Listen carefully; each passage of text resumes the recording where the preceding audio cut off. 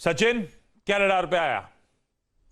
आशीष जी, यहाँ पर IT stocks में जो ओपनिंग हुई थी उसके बाद रिकवरी काफी इंटरेस्टिंग लग रही है। वहां पर कोफोर्ज हमारे वापस रेडार में रहा है। पिछले 4 दिनों से लगातार अपने शॉर्ट टर्म एवरेजेस के ऊपर ही इसने अपनी ट्रेंड रखी है। तो यहाँ पर भी अभी भी खरीदारी करने की ही सलाह होगी। लगभग मुझे लग रहा है 3840 तक ये पर्टिकुलर स्विंग एक्सटेंड होना चाहिए। इंट्राडे के लिहाज से जो अभी तक इसने एक लो बनाया है वो एक ओपन लो है डेसिमल्स के साथ। तो मुझे लग रहा है वो पर्टिकुलर लो तो वायलेट नहीं होना चाहिए।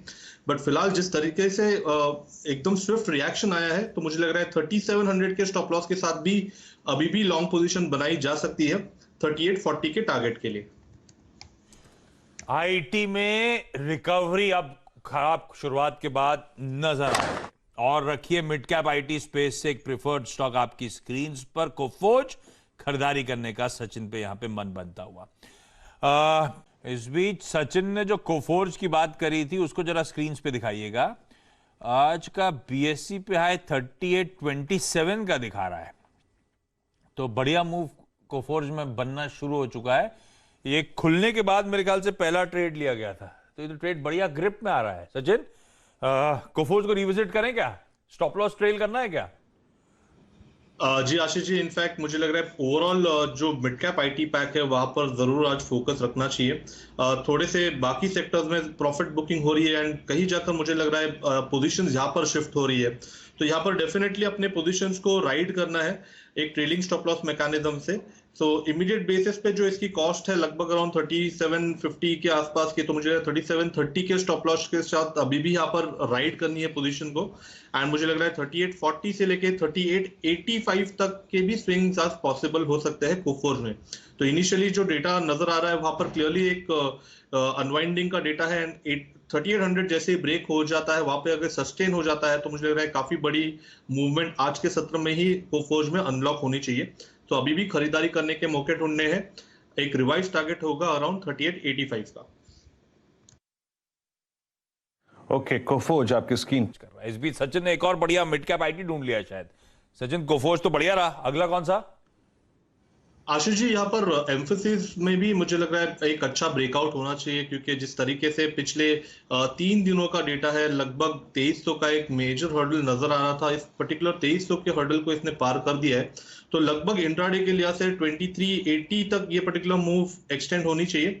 एंड पोजिशनली एक बेरिश वेज फॉर्मेशन जिसे हम बोलते हैं डिक्लाइनिंग वेज, आई थिंक उसका भी एक कंफर्मेशन यहाँ पर सेट हो रहा है। तो बेसिकली ये फॉर्मेशन अगर एक डिक्लाइनिंग ट्रेंड में होता है तो उसके इफेक्ट्स पॉजिटिव होते हैं। तो लगभग 2450 तक के इसके टारगेट्स प्लेस्ड है पोजिशनली। तो यहाँ पर एम्फोसिस में खरीदारी करनी चाहिए। जिस तरीके से इसने भी एक रिबाउंड दिया है, अपने शॉर्ट टर्म एवरेजेस का कन्वर्जेंस डेली चार्ट पे हुआ है, तो 2280 के स्टॉप लॉस के साथ यहाँ पर ये फ्रेश लॉन्ग्स ऐड करने हैं आपको। इंट्राडे का टारगेट होगा अराउंड 2380 का एंड पोजिशनल टारगेट होगा अराउंड 2460 का। खरीदारी करनी है एम्फोसिस लिमिटेड के फ्यूचर्स में। अभी मिड कैप आईटी, ये भी देखिए क्या स्टॉक मूव कर रहा है एम्फोसिस का। इसमें भी खरीदारी करने का कॉल। तो कोफोर्ज, एम्फोसिस, ये मिड कैप आईटी स्टॉक्स जो पिटे हुए हैं, रखिए इन सबको रडार पे। इस समय का प्रेफर्ड ट्रेड एम्फोसिस, सचिन का एक प्रेफर्ड ट्रेड, और अब 4 का चौक का। ऐसे ही और कुछ बेहतरीन स्टॉक पिकिंग की एक बार फिर शुरुआत करते हैं। सचिन जी के पास इस बीच हमारे पास कॉल है। सचिन, आपके पास क्या कॉल है पहले बताइए, उसके बाद अदानी एंटरप्राइजेस पर अपना आउटलुक शेयर कीजिए। वीरेंद्र जी, यहाँ पर केमिकल्स के बारे में बात हो रही है। मुझे लग रहा है नवीन फ्लोरिन का जो इफेक्ट है वो ऑलमोस्ट यहाँ पर एसआरएफ पे भी नजर आ रहा है। जिस तरीके से इसने एक यू टर्न लिया है, अपने short term averages 5 day exponential moving average के आसपास ही इसने एक स्विंग लो बना दिया है। एंड जिस तरीके से फिलहाल इंट्राडे चार्ट पे कन्वर्जेंस है, तो मुझे लग रहा है 2320 के स्टॉप लॉस के साथ अभी भी यहाँ पर फ्रेश लॉन्ग्स ऐड किए जा सकते हैं। 2400 का एक माइनर हर्डल है, अगर वो पर्टिकुलर हर्डल निकल जाता है तो मुझे लग रहा है मेजर रेजिस्टेंस लगभग 2500-2530 के आसपास प्लेस्ड है। तो काफी अच्छी एक मूव बन सकती है एसआरएफ में भी। वीकली स्ट्रक्चर ऑलरेडी काफी स्ट्रॉन्गर है, तो यहाँ पर खरीदारी करने की सलाह होगी एसआरएफ में 2320 के स्टॉप लॉस के साथ। इंट्राडे का टारगेट होगा पहला अराउंड 2410 का एंड पोजिशनल टारगेट होगा अराउंड 2530 का। देखिए, जरा प्लीज कैंडलस्टिक चार्ट रखिएगा एसआरएफ के। एक बात समझ लीजिएगा कि ये स्पेस स्ट्रांग है और है।